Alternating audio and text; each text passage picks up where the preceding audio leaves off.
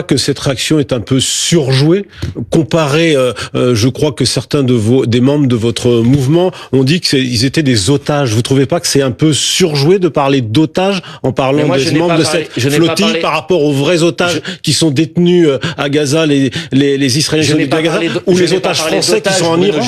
Je vous ai parlé de gens qui sont détenus de manière illégale. Ils sont détenus de manière illégale.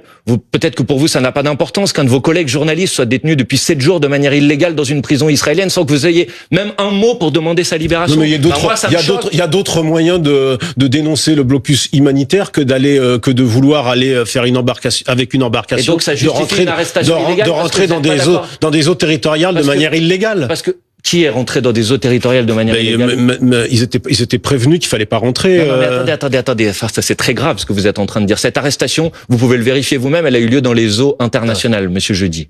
Donc, vous êtes en train de dire que c'est ces gens-là qui ont violé la loi. J'ai pas dit ils avaient pas été arrêtés. J'ai dit qu'ils s'apprêtaient à rentrer. Qu'ils s'apprêtaient à rentrer. À rentrer où, monsieur? Ils voulaient aller jusqu'à Gaza. Et depuis quand les eaux au large de Gaza sont des eaux israéliennes, monsieur Jeudi? Non, mais d'accord. Mais où était la violation? Mais vous êtes conscient qu'ils prenaient ce risque-là. Ils étaient, il y avait une forme de. Évidemment. Et donc ça justifie une arrestation illégale. En tous les cas, ils ont cherché. En tous les cas, ils ont.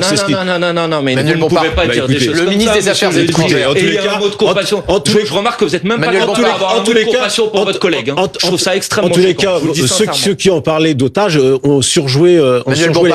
Monsieur Jeudi, si, ils ont surjoué l'événement. Juste que vous n'êtes pas capable d'avoir un mot de compassion pour un de vos collègues journalistes et je trouve ça extrêmement grave. Manuel Bompard.